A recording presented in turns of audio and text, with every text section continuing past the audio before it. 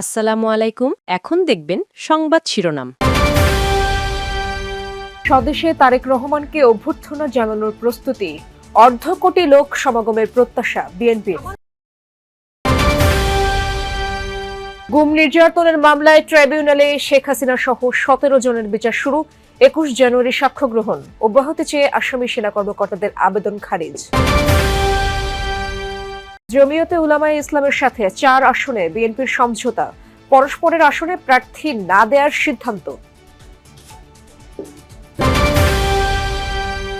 নির্বাচন ব্যবস্থার অতীত দুর্নাম ঘোচাতে চায় কমিশন, মাঠ কর্মকর্তাদের সাথে সিইসির বৈঠক, আইনের কঠোর প্রয়োগের নির্দেশনা। এতক্ষণ দেখছিলেন সংবাদ শিরোনাম, এখন দেখবেন বিস্তারিত।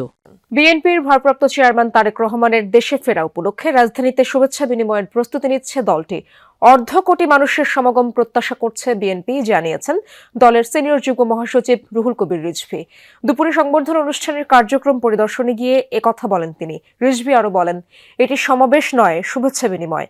এর মধ্যে দেশের বিভিন্ন প্রান্ত থেকে মানুষ আসতে শুরু করেছে। তিনি আরও বলেন, তারেক রহমানের নিরাপত্তা নিশ্চিতের দায়িত্ব প্রথমত সরকারের, তারপর দলের। 3 দিন ধরে বিশ্ব রোড থেকে পূর্বাঞ্চলমুখী 300 ফিট সড়কের একটি অংশে চলছে মঞ্চ তৈরির কাজ। সব জল্পনা কল্পনার অবসান ঘটিয়ে দীর্ঘ 17 বছরের বেশি সময় পর 25 ডিসেম্বর দেশে ফিরছেন তারেক রহমান। ঢাকায় পৌঁছে 300 ফিটের শুভেচ্ছা বিনিময় অনুষ্ঠানের যোগ দেবেন তিনি। সেখান থেকে এভারকেয়ার হাসপাতালে যাবেন চিকিৎসাধীন মা বেগম খালেদা জিয়াকে দেখতে। 25 তারিখে এখানে মানে মানুষের মহামিলন এবং মহামেলায় পরিণত হবে, এই ব্যাপারে আমরা নিশ্চিত। এটা কিন্তু সমাবেশ না, এই যে জনসমাগম হবে তাদের সামনে শুভেচ্ছা দিয়ে উনি তার মা দেশনেত্রী বেগম খালেদা জিয়া তাকে দেখে তারপরে তিনি বাসায় যাবেন। অর্ধ কোটিরও বেশি মানুষের উপস্থিতি হবে সেদিন ঢাকায় ইনশাআল্লাহ।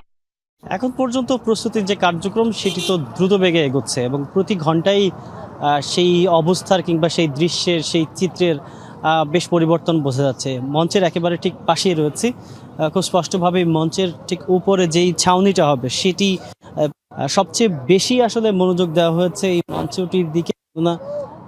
300 ফিট মহাসড়কের একেবারে যে লোকাল লেনটি রয়েছে সেখানে রাস্তার মধ্যেই মঞ্চটি তৈরি করা হয়েছে এবং আইনশৃঙ্খলা বাহিনীর সদস্যরা দফায় দফায় আজকে সকাল থেকে এখন পর্যন্ত জায়গাটি পরিদর্শন করেছে। সকালবেলাতে আমরা সেনা সদস্যদের দেখেছিলাম, এখন আমরা দেখতে পাচ্ছি পুলিশের কয়েকজন ঊর্ধ্বতন কর্মকর্তা। তারা আওয়ামী শাসনামলে র্যাবের টিএফআই সেলে ব্যারিস্টার আরমান সহ 14 জনকে গুম ও নির্যাতনের মামলায় শেখ হাসিনা, তারিক আহমেদ সিদ্দিক, সাবেক ও বর্তমান সেনা কর্মকর্তা সহ 17 জনের বিরুদ্ধে অভিযোগ গঠন করে বিচার শুরুর আদেশ দিয়েছেন ট্রাইব্যুনাল।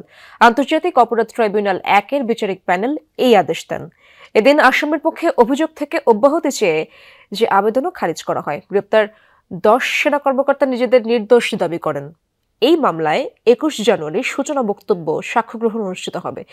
এছাড়া গুমের মামলায় জিয়াউল আহসানকে গ্রেপ্তার দেখিয়েছেন আদালত। এদিকে ট্রাইব্যুনাল 2-এ কুষ্টিয়ায় 6 জনকে হত্যা মামলায় আওয়ামী লীগ নেতা মাহবুবুল আলম হানিফের বিরুদ্ধে সাক্ষ্য গ্রহণ হয়। এই মামলায় তিনি পলাতক রয়েছেন। মাননীয় ট্রাইব্যুনাল চার্জ গঠনের আদেশ দিয়েছেন। 2016 সাল থেকে 2024 সাল সময়কালে 14 জন ভিকটিমের জন্য 17 জন আসামির বিরুদ্ধে মোট 4টি অভিযোগ গঠন করা হয়েছে। তারা প্রত্যেকেই নিজেদেরকে নির্দোষ দাবি করে ন্যায় বিচার প্রার্থনা করেছেন এবং সেই প্রেক্ষিতে আগামী 21 জানুয়ারিতে একটি গোষ্ঠী গণতন্ত্র উত্তরণের পথ বাধাগ্রস্ত করছে।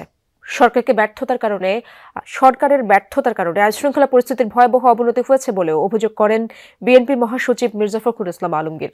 দুপুরে গুলশানে বিএনপি চেয়ারপারসনের কার্যালয়ে 4টি আসন ভাগাভাগির ঘোষণা দেন তিনি। জানান, জমিয়তে উলামায়ে ইসলামের সাথে নির্বাচনী সমঝোতা হয়েছে দলটির। তাদের 4টি আসন দিয়েছে বিএনপি। এর মধ্যে ব্রাহ্মণবাড়িয়া 2 থেকে জুনায়েদ আল হাবিব, সিলেট 5-এ উবায়দুল্লাহ ফারুক, নারায়ণগঞ্জ 4-এ মনির হোসেন কাশেমি এবং নীলফামারী 1 থেকে মঞ্জুরুল ইসলাম আফেন্দিকে মনোনয়ন দেবার সিদ্ধান্ত নেওয়া হয়েছে। বিএনপির স্থায়ী কমিটির সদস্য সালাউদ্দিন আহমদ বলেন, জমিয়তে উলামায়ে ইসলামের আসনে বিএনপির প্রার্থী থাকবে না, একইভাবে ধানের শীষের প্রার্থীদের আসনে থাকবে না জমিয়তের প্রার্থী। তাদের সাথে আমাদের সমঝোতা হয়েছে, ওই আসনে বিএনপির কোনো প্রার্থী থাকবে না। সারা বাংলাদেশে অন্যান্য আসনে ওনাদের কোনো প্রার্থী থাকবে না।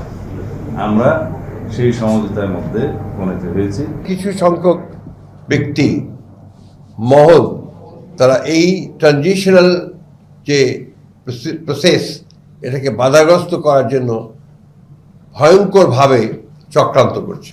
আমরা বিএনপিকে 3 টার্ম দেখছি, যার কারণে আমরা বিএনপির উপরে আস্থা রাখতে পারি। নির্বাচন ব্যবস্থা ধ্বংস করেছে ইসি, এই অপবাদ ঘুচাতে চায় বর্তমান কমিশন। আইনের শাসন নিশ্চিত হলে সেটা সম্ভব বলে মনে করেন প্রধান নির্বাচন কমিশনার AMM নাসিরউদ্দিন। শান্তিপূর্ণ ও সুষ্ঠু নির্বাচনে সবার জন্য সমানভাবে আইন প্রয়োগ, সঠিকভাবে দায়িত্ব পালনের নির্দেশ দেন তিনি। এ সময় পুলিশের মহাপরিদর্শক জানান, নানা প্রতিবন্ধকতা সত্ত্বেও সফল ও শান্তিপূর্ণ নির্বাচন করতে সক্ষম বাহিনী। বিগত সময়ে যে ভোট দিতে না ত্রয়োদশ জাতীয় সংসদ নির্বাচন ও গণভোট উপলক্ষে রিটার্নিং অফিসার ও মাঠ প্রশাসনের কর্মকর্তাদের সাথে নির্বাচন ব্যবস্থাপনা বিষয়ক মতবিনিময় সভা। উপস্থিত ছিলেন বিভাগীয় কমিশনার, ডিসি, পুলিশের আইজি, স্বরাষ্ট্র ও জনপ্রশাসন মন্ত্রণালয়ের প্রতিনিধিরাও। এনরোলমেন্ট প্রসেস সেটা করি নাই। সূচনা বক্তব্যে সিইসি বলেন, সুষ্ঠু নির্বাচন আয়োজনে এবার দায়িত্ব পালনে ব্যর্থ হওয়ার সুযোগ নেই। সেক্ষেত্রে ভবিষ্যৎ প্রজন্মকে জবাব দিতে পারবে না কেউ। নির্বাচনের সাথে জড়িত প্রত্যেককে আইন মেনে চলার নির্দেশ দেন সিইসি। আহ্বান জানান লেভেল প্লেইং ফিল্ড নিশ্চিতের। আমরা যদি সঠিকভাবে দায়িত্ব পালনে ব্যর্থ হই, আমরা আমাদের ভবিষ্যৎ প্রজন্মকে জবাব দিতে পারবো না রে ভাই। এই দেশটা আমার, আপনার, সকলের দেশ। এই দেশটাকে সঠিকভাবে সঠিক অবস্থায় রেখে যাওয়া এটা আমাদের দায়িত্ব। নির্বাচন সফল, শান্তিপূর্ণ পরিবেশ নিশ্চিত ও আইনের শাসন প্রতিষ্ঠায় সর্বশক্তি দিয়ে কাজ করবে আইন শৃঙ্খলা রক্ষাকারী বাহিনী। তুলে ধরেন তাদের সক্ষমতার কথাও। প্রশাসনিক এবং পুলিশি ব্যবস্থা গ্রহণের মাধ্যমে নিয়ন্ত্রণ করে থাকি। এবারও তার বার্তায় ঘটবে না। পুলিশ প্রাইমেসি প্রতিষ্ঠা এবং প্রশাসনিক কঠোর পদক্ষেপ গ্রহণের মাধ্যমে আমাদেরকে আমাদের উদ্দিষ্ট লক্ষ্য হাসিল করতে হবে। যেহেতু একদিনে 2 ভোট, প্রতিবন্ধকতা ও উত্তরণের পরামর্শ দেন নির্বাচনী কর্মকর্তা ও ম্যাজিস্ট্রেটরা। অতীতের যে কোনো সময়ের তুলনায় নিরপেক্ষ নির্বাচন করার প্রত্যয় ব্যক্ত করেন তারা। আমরা বিশ্বাস করি এবং আমরা আশা রাখি যে আমাদের এই দায়িত্ব আমরা সঠিকভাবে পালন করব। আমরা গণভোটের প্রচার প্রচারণা সম্পর্কে উদ্বুদ্ধকরণের জন্য একটি কর্ম পরিকল্পনা মন্ত্রিপরিষদ বিভাগ থেকে আমরা 22 ডিসেম্বর গতকাল আমরা একটি কর্ম পরিকল্পনা প্রণয়ন করে একটি পত্র জারি করেছি।